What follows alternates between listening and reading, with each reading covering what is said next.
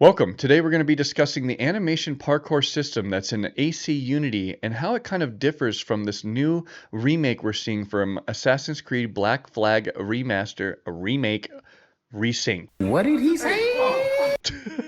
This is a mouthful. I'll tell you what though, I am a senior animator and I want to analyze this stuff. Everyone's been asking me on my channel if I can kind of break it down for you, slow motion, and really dive into this thing and explain to you guys why we're seeing animation differences. A lot of people think Assassin's Creed Unity looks a lot better than what we're seeing in the remake for Black Flag. So I'm going to dive into these concepts and try to explain these animation systems, how they work, the people involved as much as I can to see kind of if I can explain this stuff as much as possible of why we're seeing a differences in the animation. So I'm going to dissect these things in a different way. Hopefully you haven't seen another channel. So let's dive in and take a look.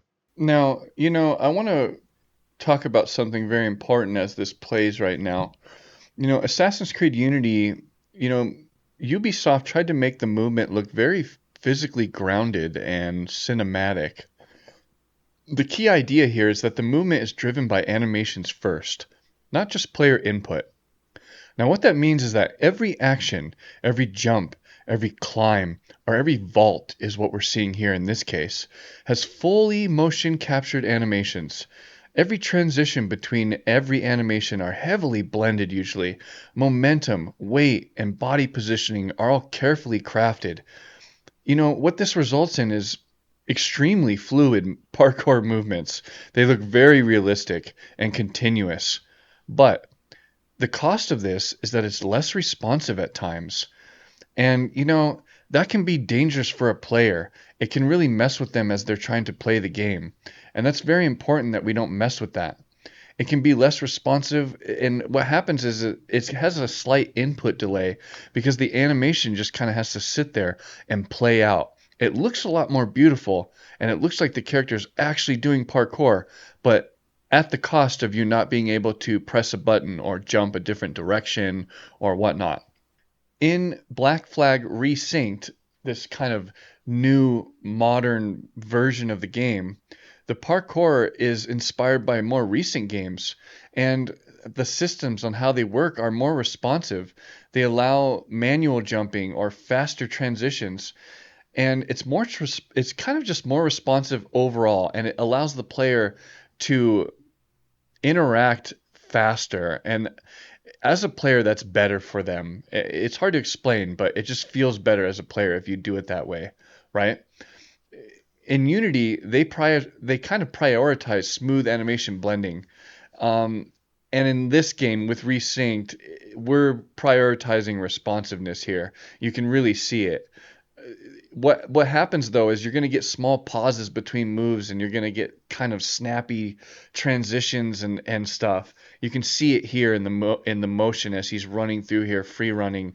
It feels clunky and magnetic, like the guy says here. It really does, and that's just a problem with it being so responsive. They're not letting animations play all the way out, and it's just a bummer. But we got to remember there's level design differences here. In Unity, it was built for dense urban environments in Paris and stuff, right?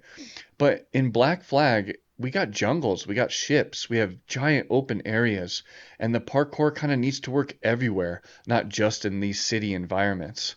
So the system becomes kind of more generalized, less specialized, and a little less animation heavy if you really think about it. Not only this, but the evolution of the engine has kind of it's gotten better over time, right? And even though these both use the Anvil engine, in the era of Unity, right, when they were using it, they were so focused on animation fidelity. And the worlds were smaller, they were denser. And now with Resynced, the modern engine Anvil, right, it's focused on huge worlds and like seamless streaming and responsiveness and more of a systematic gameplay approach. And this kind of shift, it's going to sacrifice some animation detail, but you're going to get more performance. You're going to get more consistency across different environments and larger maps. So it's a trade-off, but your character's going to move more fluid and faster, just a little bit more janky at times. I think it's a good trade-off actually myself, especially like as a player, right? Um, and in simple comparisons, and to sum all this up, Unity was just more cinematic, their whole animation system, and Resynced is just way more responsive. I mean, I've went over it in many different kind of ways, but that's kind of the gist of it all. And one thing I want to talk about that's kind of important here is that all these animations and this animation systems are done by multiple teams of people over time, and things can change over time, right? So there's no single animation engineer, for instance, on Unity or in Resynced. There just isn't. There's multiple animation teams across multiple studios.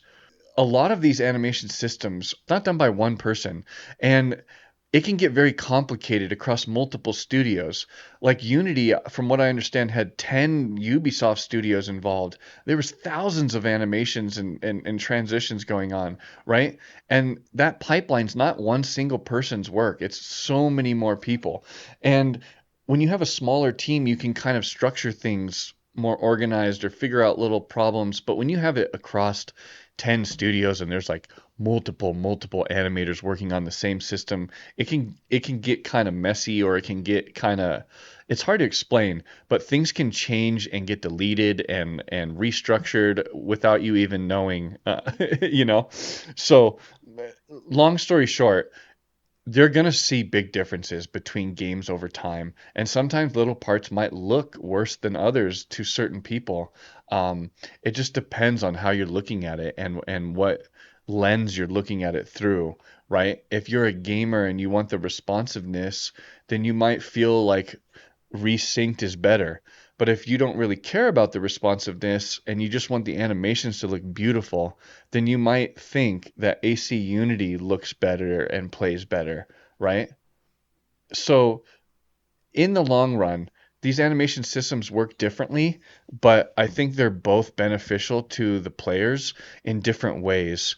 And, if we can just touch on this and end here, all these games are going to be different. Each time a new game comes out, it's going to have a different team involved. Usually, people don't stay at studios very long anymore. A long time ago, an animation engineer or programmer might stay over at Ubisoft for like 10 years or something, 15 years. And nowadays, the way games work and the way they're made, a lot of times people come and go through these studios in like 2 or 3 years. A guy will be there like 2 or 3 years, 5 years, and then he's gone. Goes somewhere else, comes back 5 years. It's just so all over the place. And so you're going to get discrepancies and weird different stuff that you used to see in Unity that you're like, hey, what the heck? How come he's not doing that in the Not everything crosses over and like carries over. A lot of animations and different stuff just gets left behind, and it happens a lot in game development process. A lot. So hopefully you guys understand this a little bit more on how this works, on how these systems are made and why they are the way they are. They can be very complex. When you're talking about a game like this and a parkour system like this, it's the most elaborate system there is. And that's what makes Assassin's Creed really good, is because the parkour system is really good, right? At least when I played the game, that's what I really enjoyed about it, was the ability to climb around the city like freely and just jump from one ledge to the next and it not feel clunky. It's a kind of a animation marvel just to be able to do what they're doing. Just like when you play a Spider-Man game or something, it's incredible how he's jumping from thing to thing and it just all looks really smooth. To our eye, you guys don't realize how much is going on behind the scenes to make that happen. So, hopefully you guys enjoyed this video. If you did, you guys know what buttons to press. I also have a Discord. Join it, join the community, and every Friday night I love to live stream and play games. So, I hope to see you guys there. Thank you so much for your time and support, and I will catch you guys in the next one.